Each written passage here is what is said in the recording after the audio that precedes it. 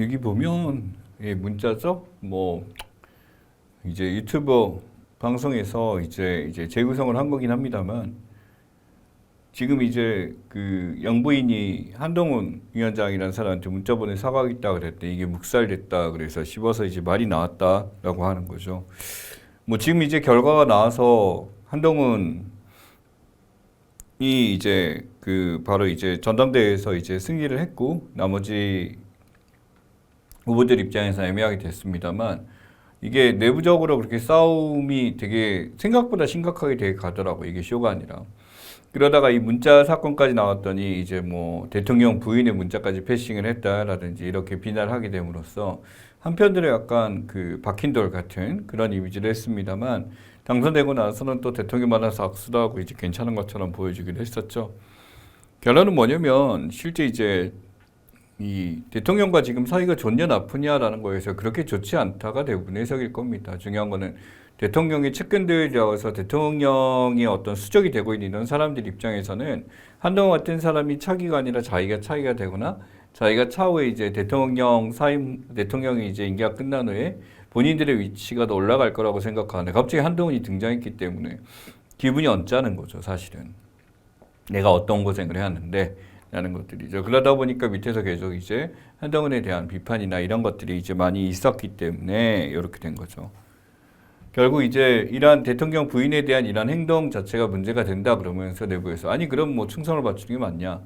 사과를 하겠다 그러는데 이게 어떤 국면이나 대선 국면에 기타 등등 좋지 않을 거다. 총선에 대해서 이렇게 보고 이제 판단하게 되는데 상황이 이제 많이 나온 것 중에 하나입니다. 그래서 이것을 사과해라 라는 걸로 이제 얘기를 하게 됨으로써 논쟁이 있었죠.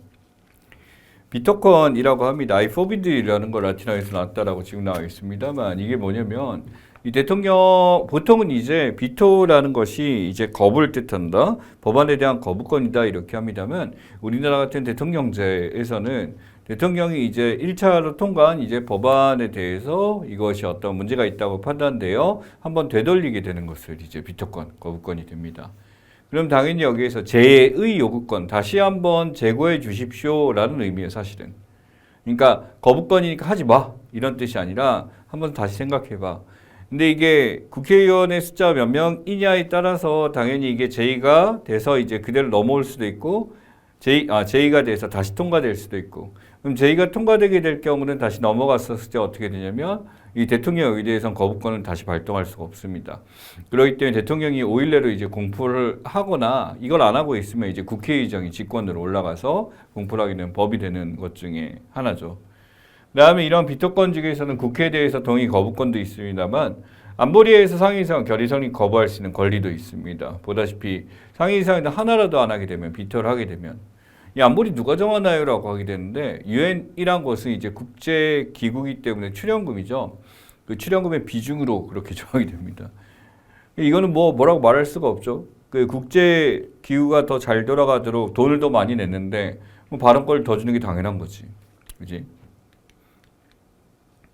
그래서 이제 내부적으로 이 전당대회 안에서 너무나 많이 싸우고 있다 보니까 이 황호영 임시 비대위죠. 비대위원장이 나서서 뭐 거듭나겠습니다. 뭐 사과하겠습니다. 뭐 너무 지금 이렇게 싸우면 안 됩니다. 라고 하면서 이제 이 비대위원장이 나와서 얘기를 하죠. 이런 가둬운 비난자 서로 이제 제살 깎아먹기로 이렇게 되는 게 옳지 않다라고 하지만 어쨌든 만신창이가 났었던 것 중에 하나입니다. 그러니까 이 친윤, 그러니까 친한동훈, 친한이라고 이제 부르죠. 그래서 이제 있었던 갈등 때문에 내부적으로 국민의힘이 너무 민낯을 많이 드러낸 것 같다라는 얘기를 했습니다. 비토권에 대한 의미 정도만 이제 아마 얻어갈 게 있겠네요. 자, 수련병원 전공의 근무 현황 나왔습니다. 988명에서 지금 보니까 가라앉은 복귀율인데 복귀율이 지금 이렇게 해서 뭔가 이제 정책이 효과가 있고 이럴 줄 알았는데 0.2%. 돌아오지 않았죠.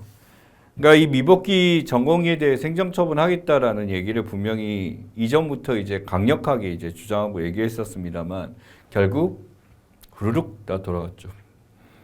그러니 의사불패라는 말이 이제 너무나도 당연한 것처럼 그렇게 돼버렸습니다.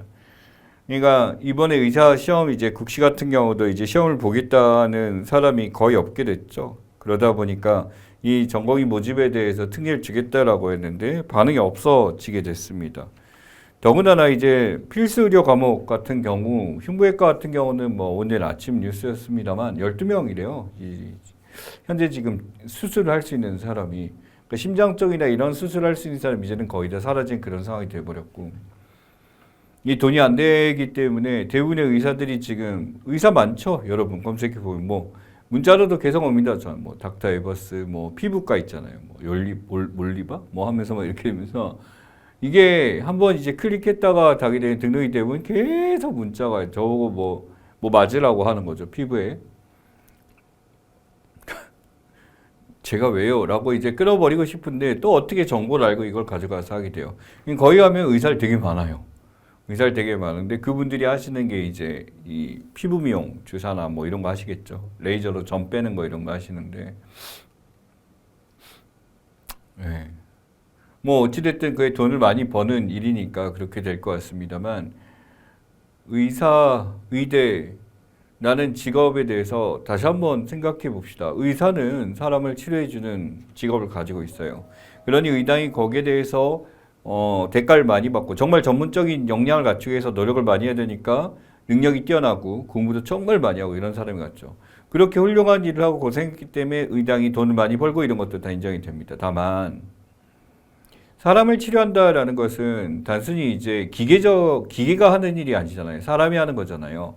이 사람을 살려야 된다 뭐다 있고 돈을 적게 받으라는 것이 아닙니다. 적어도 이 사람에 대한 마음을 가지고 이런 게 필요하다라고 생각하고 본인들이 갖는 사회적 위치가 무엇인지에 대해서 한번 생각해야 되는데 단순히 이러한 권력을 휘두르기 위해서 이렇게 하는 행위 자체는 비난받을 수밖에 없지만 잘 모르죠. 워낙 1등만 해서. 예. 이런 걸 왜 안 가르칠까요? 그러니까 학생들의 문제가 아닙니다. 안 가르치는 이 사람들이 문제, 그런 모습을 보이는 위가 문제죠. 뭘 배우겠나요? 자, 여기 보시면 개인 마스크 착용해서 여기서 이것 때문에 그렇습니다. 행정명령이죠. 행정명령이기 때문에 명령, 법이 아닙니다. 그러니까 이거는 행정부 각 기관 산하에서 그 기관 내에서 이제 적용되는 것에 대한 이야기고 당연히 법과 충돌하게 되면은 행정명령은 중요치 않게 됩니다. 그래서 이러한 행정명령은 보다시피 그 행정부 산하이기 때문에 여기 지금 인천광역시 시청에서 했으면 인천시 전지역 거주범죄, 인천시 안에서만 적용될 수 있는 것 중에 하나고 당연히 한시적입니다. 별도의 제시까지이기 때문에 제한이 걸려서 이 행정명령, 의무 착용 우리는 하겠다. 우리 지역에서는 이거 지키도록 하겠다라고 하는 것 중에 하나죠. 그래서 이바지 10만 원 이렇게 되고 과잉 등 하겠습니다라고 써놨습니다. 그래서 행정명령은 만약에 법과 뭐 헌법이나 뭐 여기 불합치되거나 하면 안 되겠습니다만 상황에 따라 위기나 급박한 상황에서 그 행정부 산하에서 제한을 걸고 구속력을 가질 수 있는 것들, 그 기간 내에서만 구속력을 가지는 것 중에 하나고 일반 국민의 권리나 의무에 대해서는 사실은 규정이 불가능합니다. 정부의 일방적인 의대정원 증언을 강력 규탄합니다. 의사들 입장이에요. 예, 그래서 적정 인사인력 수행에 대한 과학적 분석, 체계적 계획. 그러니까 국민들이 어떤 지금의 어떤 생명에 대해서 굉장히 위협을 느낄 정도로 의료 공백을 느낀 건데 그 이유는 뭐냐면 왜 더 뽑아? 우리가 독점할 건데 이런 것 중에 하나죠. 의학교육 언어 정책 목적 변질됐다. 국민과의 약속인 구사 의정 합의를 무참히 파기했다. 국민과의 약속이 아니 자기들과의 약속이지. 그러니까 국민의 이때는 또 국민의 입장으로 이제 가는 거예요. 그러니까 이 대한의사협회에서 이제 뭐 문구를 내거나 이렇게 읽어보고 이제 판단해 보게 되면 뭐지 이 사람들 이런 거 많이 생각을 하게 됩니다. 아무튼 네. 자, 윤석열 대통령 탄핵소천 즉각 발의 요청에 관한 1,000원이에요. 지금 우리 책에 보시면 이 마비돼가지고 지금 나와 있죠. 요것은 만약 들어가게 되면 이렇게 이제 처리되는 과정에 대해서 나오게 됩니다. 그래서 여기 57만 2,188명 나왔었는데 이게 훨씬 넘었죠. 100만 명 이제 완전히 넘어 120만 명까지 이제 가게 됨으로써 답변은 이제 할 수밖에 없는 상황이 됐습니다만 국민청원이 예전과는 달라졌죠. 각부 기관에서 직접 나와서 20만 넘게 되면 직접 얘기하고 이렇게 되는데 지금 여기서는 이제 의결 통해서 그냥 발표해서 서면상으로만 이렇게 보여주는 걸로 지금 나오게 됐습니다. 근데 이게 마비가 될 정도로 사람들이 여기다 했었다라는 거죠. 그러니까 이게 국민청원이란 거에서 한 번 더 생각해 보면 그렇습니다만 국민동의청원이란 거 국민들이 궁금하거나 답답하거나 이런 것을 국가가 해결할 일이 있는데 인터넷이나 이 매체를 통해서 이걸 하려고 했습니다. 이전에 국민동의청원이고 그냥 국민청원이었잖아. 이거를 이제 삭제해 버렸죠. 뭐 대통령 때 이제 되면서 이제 대선 때 얘기했었던 거니까 없어지게 되고 이걸 이렇게 활용을 하게 됩니다. 그래서 인원을 채워서 하게 되고 아마 계속 오겠죠. 이 청원이라는 것은 국민들이 어떤 자신이 생각하는 거나 의견에 대해서 하게 되면 30일 동안 5만 명 채우면 되는데 뭐 지금 인원 보면 말도 안 되게 되고 관련 위원회 회부돼 갖고 이렇게 하게 된다라고 하는 거. 그래서 이 탄핵에 대한 얘기에 대해서 이야기가 나왔다라는 건 그만큼 대통령이 국민들에게 대해서 어떤 신뢰나 이런 것들 잃어버리게 된 건데 여기에 이제 불을 붙이게 된 게 바로 김진표 전 국회의장 회고록이란 겁니다. 이 회고록이라는 게 전 국회의장이었기 때문에 나름 이제 민주당에서는 오히려 비판을 받았죠. 술에 물 탄 듯 물에 술 탄 듯 뭐 그렇다라고 해서 독대리에서 만나갖고 대통령이 얘기한 적이 있었는데 그때 이제 얘기를 회고록에 쓴 것을 보아하니 이 대통령이란 사람이 가지고 있는 사고나 이런 것들이 마치 보수 유튜버들이나 하는 그런 가짜 뉴스나 이렇게 휩쓸리는 모습 보면서 이제 이런 것을 회고록에 담아놓은 겁니다. 그러다 보니까 이게 더 불을 붙이게 된, 촉발하게 된 이유가 있는 것 중에 하나죠. 동의청원 절차는 그렇습니다. 청원서 등록한 30일간 100명이 찬성하게 되고 찬성자 미청이 폐기. 7일 청원 여건 검토해서 여건 미청이 시 불수리. 30일간 10만 명 동의. 그래서 이 과정을 거쳐갖고 나오게 되면 청원 점수 위원회에 들어가게 되는 것 중에 하나입니다. 그래서 이걸 동의하게 되면 당연히 알림톡으로 그 처리나 어떻게 되는지 얘기를 하게 되죠. 상황에 따라 굉장히 긍정적인 것들에 대해서 이제 변화를 하는 것들에 있어서 됩니다만 대부분 다 무슨 이유로 안 된다 이런 것들이 굉장히 많습니다. 자, 여기 보면 이 회고록 내용이거든요. 윤석열 대통령 내 말이 다 맞으나 이턴 참사에 관해서는 강의 의지 결정 못하겠다. 이 사건과 특정 세력에 의해 유도되고 조작된 사건. 그러니 이상민 장관 자신의 선배죠. 이걸 물러나기 억울하다. 조작된 사건, 이태원 사고가. 이게 굉장히 컸었던 것 중에 하나입니다. 그러니까 이런 음모론이란 것에 대해서 조작된 사건, 검찰총장이죠. 이제 출신이 그러다 보니까 이런 조작이나 이런 걸 밝혀내는 일을 하다 보니 자신이 이렇게 파악된다라고 하게 되는데 그러게 이태원 참사는 너무나도 슬픈 일이었고 이런 식으로 이제 어떤 정치적인 해석을 통해서 이제 유리하게 바꾸는 것은 정말 조심해야 될 부분이다라고 생각합니다. 자, 2035년 목표 벤처기업수 5만 개, 5% 이상 성장하게 되면 2035년 같은 경우는 지금 이제 12년 후니까 지금 5만 개씩 5% 이상 하게 되면 만 개 늘린다. 20% 성장. 증선 대기업수 800만 개 이상. 이거 되면 참 좋겠네요. 예, 되면 참 좋겠네요.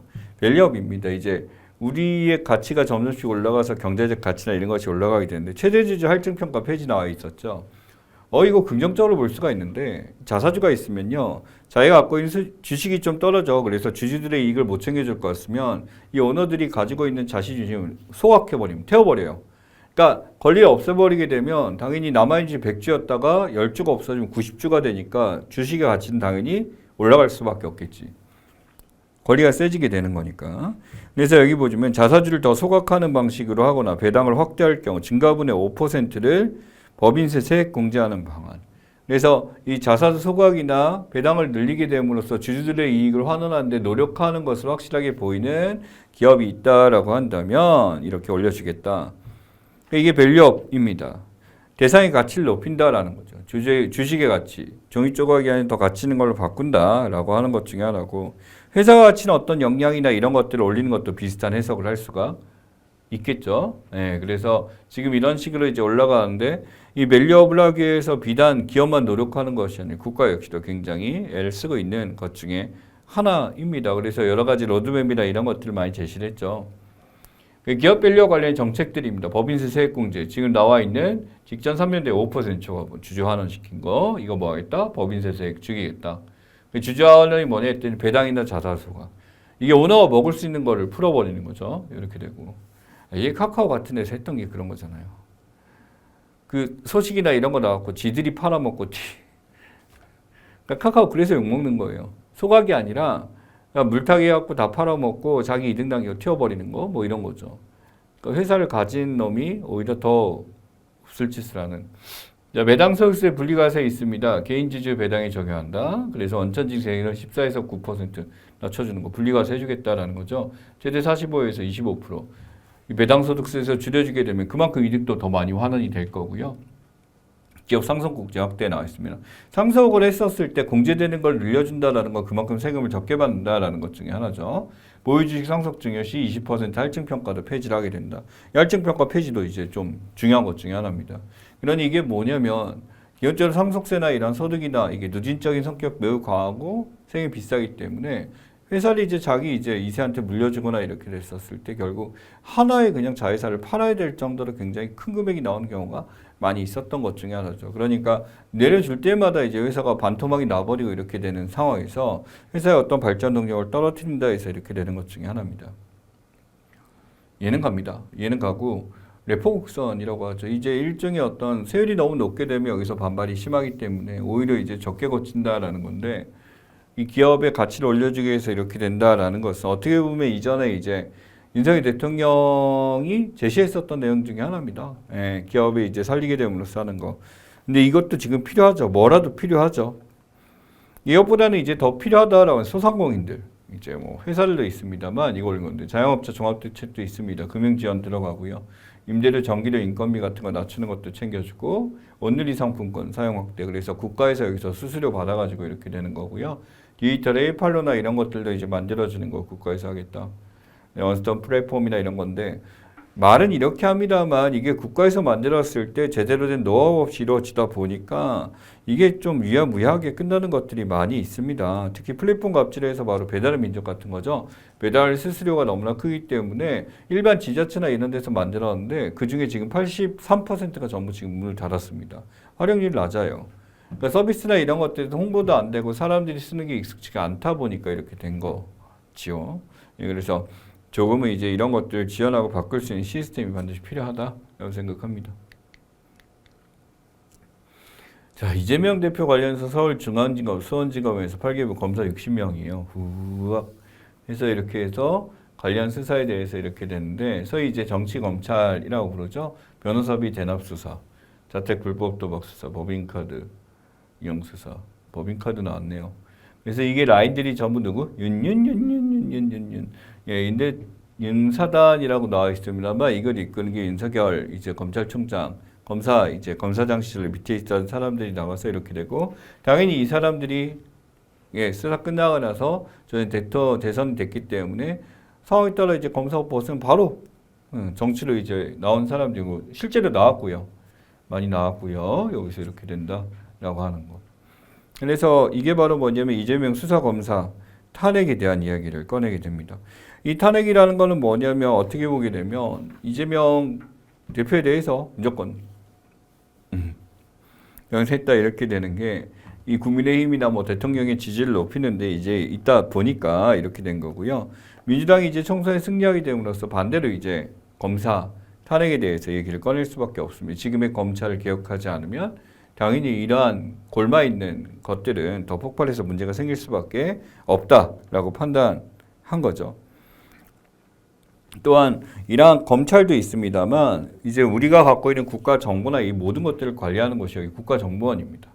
국가정보는 방첩 업무라고 해서 볼게요. 국가안보, 국위에 반하는 외국의 정보활동 차연구, 견제처나 모든 대응 활동이라고 나왔습니다. 그래서 외국인 간첩이죠, 간첩. 간첩을 방어한다. 그래서 이 첩보를 방어한다라는 거기 때문에 스파이나 이런 것들, 이런 북한에 넘어온 사람들이나 이런 사람들에게 우리 정보나 이런 것이 빠져나가지 않도록 하는 국가정보원인데 이 국정원이 하는 일이 외국의 이런 어떤 스파이 활동이나 이런 걸 막는데 이제 주력을 해야 되잖아요. 보게도. 근데 이 사람들이 그것보다도 우리 국내에 있는 어떤 정권에 이제 방해되는 사람들이 블랙리스트 만들어서 이것을 검사하게 되거나 하게 되면 이게 또 문제가 되는 거죠. 그러니까 제대로 된 데 활용된다면 전혀 문제가 없는 거고 이것이 이제 잘못된 것에 활용된다라고 한다면은 당연히 여기서 조사할 필요가 있는 것 중에 하나입니다. 그래서 더불어민주당 4명 사면검사 탄핵 추진 나와 있습니다. 그래서 검찰은 사법 절차를 방해하고 있다. 이게 뭐 그러냐? 대북선거에서 백현동, 대장동 백현동, 민주당 돈봉투 같은 것들에 대해서 바로 야당 수사 검사의 공통적인 것들에 전부 다 제약을 걸고 있습니다. 예, 지금 나오죠. 예, 술판 허위 주장, 수사 과정 조직적 비방 지금 나와 있고 여러 가지 얘기들 나오면서 허위에 대해서 이렇게 나왔는데 검찰 입장에서는 뭘 건드리는 거에서 이슈가 되고 올라가기만 되면은 당연히 그쪽을 흔들 수 있으니까 실제 수사를 해서 구속하겠다라는 생각도 있겠습니다만 뭐든지 의혹을 좀 더 부풀려서 이거를 언론에 뿌리게 됨으로써 이 마타도어 같은 흑색선전이나 이런 것을 하는데 오히려 검찰이 활용되는 경우가 있다라는 게 굉장히 문제가 되는 거죠. 그래서 민주당 입장에서는 지금 청문회 개최하자라고 나와 있고 여러 가지 지금 이렇게 된 것 중에 하나입니다만 이 이재명 부인 김혜경 여사라고 그러죠. 7만 8천 원 이제 법카 써가지고 이제 수사를 몇 번 받았냐 했더니 100회가 넘었대요. 150회. 네, 이게 이번에 이제 방통위원장 나온 그 빵순이라고 부른 이진숙이라는 사람이 썼었던 법카에 비하면 예, 좀 차이가 있습니다만 개인 사비로 썼다 이걸 공금으로 썼다 뭐 이런 것들에 대해서 많이 얘기합니다만 조사하면 다 나오겠죠. 근데 법카가 그런 식으로 잘못 쓰고 있다라는 것들에 대해서 알고는 있습니다만 적어도 공직에 오르는 사람들 일을 떠나서 법인이라는 것은 내게 아니잖아요. 함부로 쓰면 안 되고 조사를 해야죠. 자, 네이버 라운야후 지배 구조 나와 있어요. 네이버하고 뭐 저번 때 달았던 거니까입니다만 네이버 한국하고 소프트뱅크라고 읽더라고요. 50% 에어홀딩스에서 합작 조인트 매치인데 이걸 이제 64.4%에 대해서 이제 같이 가고 있던 이 지분 자체를 이쪽에 소프트뱅크하고 야후 쪽으로 가게 되는 거죠. 즉 일본에 있는 라인에 대해서 이 네이버란 것을 이제 배제시키기 위해서 빼기 위해서 하는 것 중에 하나입니다. 문제는 여기서 이제 이 도움을 준 게 바로 일본 정부다라는 거죠. 일본 정부에서 바로 뭐냐면 실제로 이제 네이버 자체를 이제 이것을 이탈시키고 빼기 위해서라고 하는 거지. 그러다 보니까 지금 이 지분을 갖고 있는 입장에서 라인야후 경영권 자체가 만약에 소프트뱅크나 이런 데 넘어가게 되면 더 이상 실제로 보시면 알겠지만 네이버가 만든 거잖아. 만들었는데 그냥 눈 뜨고 코 베인다라고 하죠. 뺏어가는 이런 시스템이 돼버리게 되니까 이게 바로 뭐냐면 전형적인 우리의 그 가지고 있는 권한이나 이제 한국이 만들어낸 이런 것들에서 뺏겨야 되는 현상을 보이게 됩니다. 문제는 이제 정부에서 이걸 했다면 이유가 있겠죠. 정보 유출 문제입니다. 그러니까 정보 유출은 이제 하루 이틀은 뭐 페이스북도 그렇고 우리나라 옥션, 뭐 네이버도 마찬가지, 카카오도 마찬가지. 실제 이제 각 공공기관들에서 우리가 갖고 있는 개인 정보 유출에 대해서 좀 뭐 나는 노력하겠죠. 노력하고 있는데 거기에 대해서 좀 유출되는 양이 많습니다만 똑같이 여기에 대해서 막 일본은 그건 심하게 잘 막고 있냐 그거 아니고요. 일본은 이제 이 라인을 가져가겠다는 의도 때문에 이걸 이제 태클 걸어서 이렇게 넘어오게 된 것 중에 하나죠. 또 이런 것도 있습니다. 이러한 어떤 한 사기업이 가지고 있는 이런 것들에서 국가가 나서서 이걸 막아야 되나? 해야 됩니다. 하는 게 맞습니다. 이거는 네이버뿐만 아니라 우리나라 기업이 여기에서 이렇게 당하고 있으면 모든 기업에 대해 다 챙겨주는 게 맞죠. 이 클라우드죠. 이 클라우드라고 하는 게 이제 구름인데 실제는 인터넷에서 PC, 모바일, 데이터베이스, 위노트, 노트북, 리모트 디스크톱, 리모트 서버 모든 것에 있는 게 이 클라우드 통해서 이제 서버를 통해서 있다 보니까 이제는 우리가 저장 장치를 들고 다니는 것이 아니라 그런 클라우드에 있는 것을 언제든지 가져와서 이렇게 쓸 수 있게 되는 것들이 있게 됩니다. 이런 클라우드 사업자 입장에서 지금 여러 가지 이제 동남아나 이쪽에 라인 확장하고 실제로 굉장히 많이 쓰거든요. 근데 실패하게 됐죠. 예를 들어 태국이나 막 이런 데 베트남 같은 라인 진짜 많이 쓰거든요. 근데 이런 것들이 이제 라인의 주체가 네이버가 아니게 된다면 이게 전부 다 흐지부지하게 되는 이런 사태가 되고 생각보다 진짜 많이 쓰더라고요. 그러니까 우리가 뭔가 이제 문자를 보내 카톡을 이제 이렇게 쓰듯이 이쪽은 이 라인을 쓰는 것이 마치 일상생활화 되어 있는 게 이쪽의 특징들이었습니다. 자, 그 다음에 AI 인력에 대한 나간다라고 하게 되는데 사람들이 이제 우리나라 같은 경우 뭐가 있냐면 실제 AI나 이런 개발들에 대해서 한국이 다른 것들에 비해서 많이 떨어져 있다라고 하거든요. 근데 지금 이제 엔비디아 뭐 이번에 또 다른 내용입니다만 AI 관련해서 이제 AI 들어가는 GPU 칩 자체가 엔비디아에서 독점적으로 만들고 생산하기 때문에 여기와 연관 TSMC가 성장하고 엔비디아가 성장하고 세계 1위까지 찍게 됐죠. 그러니 AI 관련 산업에 대한 이제 우리나라 없나? 있습니다. 있어요. 많아요. 많은데요. 중요한 건 정확히 3년 동안 통계를 내서 AI의 그런 우리나라의 대표적 인재들이 외국에서 유입된 사람과 우리나라 나간 사람을 조사를 해봤대요. 조사를 해봤더니 300명 정도가 해외로 유출됐다라고 합니다. 엔비디아로 가거나 또는 MS로 가거나 구글로 간 거죠. 그럼 우리나라로 들어온 인재는 몇 명이냐? 0명이라고 합니다. 없습니다. 이 차이는 왜 날까라는데 한국이라는 데가 발전 가능성이 있나? 아니요, 있어요. 있는데 월급 차이라고 합니다. 그러니까 그쪽에서는 어떤 AI 인력이나 이런 존재들에 대해서 지원을 해주거나 비용을 주거나라는 것들에 대해서 우리나라하고 0이 하나 더 붙는 거죠. 그러니 한국에서 10년 할 일 거기서 1년 만에 얻을 수가 있는 거니까 당연히 또 거기서는 또 발전 가능성이 이걸 하기 때문에 한국에 뛰어난 AI 인재들이 그쪽으로 다 가게 되는 겁니다. 매국노들이네? 아니에요. 매국노가 아니고 그러니까 이런 AI 인력이 바뀔 거라는 거에서 진짜 우리가 투자해야 될 게 무엇이냐라는 거죠. 있을지 없을지도 모르는 석유 같은 거 파는 게 아니라 진짜 AI라는 어떻게 보면 그 석유를 지배할 수 있는 더 큰 힘이 있을 수도 있을 것 같은데 이런 데다 들어가야 되는 게 아닌가 싶습니다. AI 인력 부족률이 이렇게 되는 거예요. 엄청나게 이제 부족하게 되고 국내 AI 석박사 채용이다 재직자 AI 교육이다 이렇게 인력 확보를 하게 되는데 이들을 채용을 해도 금방 이제 바깥으로 나가게 된다라고 하는 거죠. 아니 한국의 AI는 한 박자 늦었다. 배터리 쪽이나 이쪽에 빠이다 보니까 이렇게 됐었고 반도체 역시도 삼성이 가지고 있는 공고한 게 이제 TSMC로 넘어가게 된 게 반도체도 두 개의 라인이 있거든요. 이쪽에서 어떤 저장 장치나 이쪽에 이제 삼성이 많이 발달돼 있다라고 한다면 이제 GPU나 어떤 상황에 대한 인식이나 이런 것들에 대해서 투자를 별로 안 하게 되는데 그쪽이 많이 성장하게 된 거죠.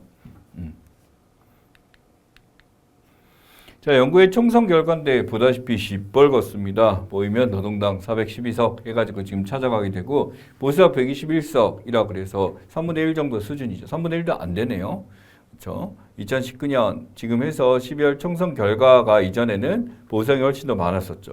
근데 이제 노동당이 거의 이제 2배 이상의 의석 가져가게 됨으로써 이쪽 역시도 이제 진보가 찾아가게 됩니다. 이제 그 정당이 이제 유엔 전체이나 이런 데 EU에서 이제 올라가게 되고 다른 데도 하는 반면에 영국이나 프랑스 같은 경우 이런 좌파 또는 중도 좌파들이 세력을 잡는 것을 보여주게 됩니다. 그래서 이거는 근데 뭐 영국이 빨갱이가 됐네 이게 아니라요. 너무 못했어요. 너무 못해가지고 영국에서 그러니까 보수가 이제 세력을 잡았잖아요. 그럼 여기서 이제 총리나 기타 등등 이렇게 내서 했는데 이 스낵 총리죠? 스낵 총리도 이제 시작 끝나고 지금 이제 신임 총리가 키어 스타머 신임 영국 총리 지금 나왔어요. 노동당 당수죠. 그래서 여기서 이제 당선이 이렇게 많이 되게 되면 이 당 대표가 나와서 이 총리를 맡게 되는 거고 이 영국 역시도 이렇게 이 좌파를 이렇게 바뀌게 됐다. 그래서 이게 지금 여기 나와 있으면 1834년 창당 이후 190년 정당 역사상 최악의 성적표. 제일 못했다라는 거예요. 제일. 그러니까 브렉시트 나오고 기타 등등 있습니다만 중간에 막 리즈 트러스 3개월짜리 총리도 있었고요. 막 바뀌게 되고 장관들 문제나 뭐 기타 등등 하다 보니까 이렇게 됐고 보수라고 한다면 좀 할 수 있는 안정적 정책이잖아. 근데 그 안정적 정책이 제대로 안 되다 보니까 굉장히 무능한 상황이 되다 보니까 이렇게 바뀌게 된 거죠. 실제로 여기뿐만 아니라 프랑스까지 바뀌게 되는 프랑스는 1차 때는 또 보수가 이길 줄 알았는데 나중에 또 뒤져지게 되면서 좌파연합이 올라가게 됐다라고 하는 거죠. 그 문제가 이제 영국과 프랑스 입장에서 이렇게 바뀌게 된 게 뭔가 변화가 지금 필요하다라는 생각을 합니다만 지금 굉장히 이제 국가의 운영 자체가 위태로워진 거야. 물론 이제 위에 있는 선배들이 하도 잘못해 놓으니까 이렇게 된 거죠. 근데 지금 여전히 경기가 침체되어 있는 상황에서 이것을 좀 살려달라. 지푸라기 잡는 심정을 이렇게 뽑아준 것 중에 하나입니다. 자, 문제는 지금 여기서 보자면 이 영국에서 지금 있었을 때 의석수나 총선 득표에 나옵니다만 지금 파악해 보시면 보수당과 노동당의 현재 의석수가 646석이라고 한다면 이게 과반이 넘었느냐라는 거죠. 이 과반이 넘었느냐라고 했었을 때 실제 입법부에서 과반을 차지한 정당이 없는 상태. 이러면 뭐가 되냐면 연립내각이라고 표현합니다. 연립내각이라는 것은 이제 과반이 넘지 않기 때문에 과반을 넘게 해서 다른 정당과 이제 손을 잡고 제3당과 연립정부를 구성하고 연립내각을 구성하게 되죠. 그러다 보니까 이러한 소수당 정부가 나올 수밖에 없는 상황이 나타나게 됩니다. 이런 헝의회라고 부르게 되는데 헝의회는 아, 과반수가 넘는 정당이 없는 경우를 이야기하는구나 라고 하는 거고, 그때 구성하게 되는 게 바로 뭐 연립내각, 연립정부를 구성한다. 다른 당과 손을 잡고 거기서 이제 과반 정당을 따로 임시정부를 만들어서 한다라는 것을 기억을 하시면 좋겠습니다. 이 문제는 유럽의 선거인데요. 유럽의 선거 같은 경우는 지금 보다시피 유럽 국민당 보수화개혁 정체성과 지금 대부분 다 차지하는 이런 쪽들 자체가 이제 진보보다는 이제 보수 쪽으로 많이 기울어서 이렇게 난 것 중에 하나죠. 그러니까 극우 정당들이 굉장히 많이 약진하고 올라가게 됨으로써 유럽 의회는 극우로 바뀌고 있는데 이쪽 당에 뽑힌 이제 지도자들은 진보 쪽으로 하다 보니까 양측 간에 뭐 충돌이 발생한다는 거는 명확하다, 너무 당연하다라고 보는 것 중에 하나입니다. 유럽의회가 따로 있구나. 당연히 이유와 같이 운영되니까 있다는 것 좀 기억을 해주시고요. 자, 그 다음에 저출생 추세 반전에 대한 대책입니다. 자, 시사 볼 때는 원인, 뭐 대책이잖아요. 저출생 원인이 뭘까라는 거지. 근데 여기에 대해서 뭐 찾기가 쉽지가 않아요. 외국의 어떤 석학들 입장에서 여러 가지 얘기를 많이 해요. 너무나도 복합적으로 이런 게 있기 때문에 그렇다. 근데 여기 보니까 첫 번째 신혼 출발 든든하게 결혼해서 살려면 뭐 보금자리가 있어야 되잖아. 그러다 보니까 이 결혼할 때 어떤 돈에 대한 거니까 이거 지원해주고 있다. 주거 지원에 대한 얘기 쭉 이렇게 있죠. 두 번째, 임신 출산. 결혼했을 때 이제 자식을 낳게 되고 합니다만 지금 0.7까지 떨어지니까 결혼해도 아이를 낳지 않기 때문에 안전하게 이제 출산할 수 있도록 지원해 주는 거. 난임 부부 지원 대폭 확대됐죠. 25회 확대되고 이제 비용이 돼서 20번까지도 할 수 있도록. 왜냐면 어떤 횟수가 넘어가게 되면 이제 순수 이제 자비를 해야 되기 때문에 포기를 하시는 분들이 많았거든요. 예, 그래서 이제 출산 지원하게 된다라는 거고요. 영유아 돌봄. 영유아 돌봄 아이를 낳았을 때 이제 뭐 직전맘이나 이제 둘이서 같이 버는 케이스는 이것을 굉장히 힘들어졌는데 이것 좀 잘 해주겠다라고 하는데 이거 말은 맨날 이렇게 되고 예전부터 계속 나왔던 겁니다만 제대로 시행되는 게 아직까지 좀 애매합니다. 심지어 이런 것도 있죠. 그 초등학교 애들 이제 이거 됐었을 때 이거 어린이집에서 다 봐주라 이런 말까지 하게 됨으로써 엄청난 공격을 받았습니다만 어쨌든 반드시 대책은 필요하다. 그래서 이러한 돌봄 서비스에서 공공보육 이용률이 50%로 확대시킬 것이다요. 50%가 안 됐던 거지. 그러니까 50%가 지금 안 해줬다라는 거고요. 그래서 아이 돌봄이 공학대나 이제 가정 방문형 돌봄 서비스 늘리겠다. 당연히 비용 들어가는 경우는 필요한 것 중에 하나죠. 결론적으로 지금 하는 것들은 뭐냐면 결혼해서 아이 낳고 기르는 데에서 이 국가 지원 많이 해줄게. 그래야지 이제 저출생을 막겠다라고 하는 겁니다. 이걸 담당하는 데가 바로 인구전략기획부입니다. 예전에 보게 되면 교육부, 기획재정부에서 이 교육부에서 이관을 시킨 거예요. 이관을 시켜서 이쪽에 맡게 되고 기획재정부나 이쪽에서 이제 부서를 빼서 인구전략기획부를 하나 만들게 된 거죠. 그러니까 뭐 그전엔 저출산 대책, 뭐 청이나 뭐 이런 것들 형식으로 했습니다만 이제 하나의 부라하고 정부 장관까지 해서 이제 관리를 하겠다. 이만큼 심각성에 대해서 생각을 해야 되겠다라고 지금 보고 있는 것 중에 하나입니다. 우리의 직업을 가지고 먹고 사는 것 중요하죠. 근데 가정을 만드는 것도 하나 중요하죠. 그 다음에 이제 양육이라는 거. 그래서 지금 이것을 좀 더 신경 쓰고 인구가 지금 줄어들기 때문에 한국이라는 데가 인구 절벽을 넘어서 이제 몰락으로 가고 있다는 얘기가 있기 때문에 학계 출산 0.6이기 때문에 이거 대책에 대해서 지속적으로 얘기하고 있습니다. 네, 이 중에 이제 아까 나왔던 보조생식술이라고 나왔습니다만 이전에는 9회 7회 갖고 동결 7회까지 있었고 이거 비용 계속 내서 이제 동결하는 거거든요. 여기서 이제 이거 받고 최대 수정 20회까지 다르죠. 엄청나게 많이 인공수용도 5회까지 이렇게 돼서 하는 것 중에 하나입니다. 그래서 지금 이게 하게 되고 금연인정에서 칸막이 폐지되고 4회 추가됐다. 칸막이 없이 무조건 하고 싶은 거 할 수 있게 되고 난자채채에서 이렇게 됐었을 때 이거 지금 하는 것들에서 금연인정에서 차감 안 하고 그러니까 난자를 채취한 난자가 없어. 그러면은 그러니까 제대로 된 난자가 없어. 공난포다 이렇게 되면은 다시 또 만들어서 하게 되는데 이것도 한 걸로 치고 이제 삭제를 해버렸던 거 없애버리고 제대로 이제 인공 수정된 것만 포함하겠다 이렇게 된 거죠. 이게 뭐 중요합니다. 난임과 관련해서 이 가압력에 대해서 사실은 이제 노산이라는 것에서 기준 자체가 이제 언제가 정점이 25살이라고 하죠. 근데 대부분의 여성들이 어떤 사회로 진출하고 이러면서 30살 넘어서 낳는 게 거의 일반화가 돼버렸고, 뭐 저도 제 아이를 본 게 굉장히 나이가 들어서 늦게 이제 보게 됐습니다만 그러다 보니 이러한 분들이 귀한 자식을 낳기 위해서 노력하는 거 정말 힘듭니다. 저도 네, 저도 마찬가지거든요. 그러니까 아이를 TV에 나오면은 막 아이에 대해서 막 어떻게 표현하고 뭐 고딩 언빠 나오고 막 이렇다 보니까 아이 기르는 게 별로 사랑 안 하고 이런 것 같지만 정말 부모들은 자식에 대해서 모든 걸 쏟아붓고 이렇게 신경 쓰고 있고 이렇게 고생해서 나왔는데 그 자식을 어떻게 할까요? 정말 이쁘게 기르고 사랑하겠죠. 그러니까 이런 지원이 있어야 되고 이런 거 하는데 TV에서 자꾸 그런 식으로 보여주고 문화를 보여주다 보니까 마치 이게 부정적으로만 여기고 안 좋게 여기는 이러한 사상이 팽배하게 된 것 같다라는 게 제 생각입니다. 예, 그래서 뭐 좀 아이를 낳을 수 있고 기를 수 있는 환경이나 분위기를 만드는 데 대해서 좀 더 신경 써야 될 게 국가 할 일이다 라고 생각합니다. 잠시 쉬었다가 뒷부분에 진행하도록 하겠습니다.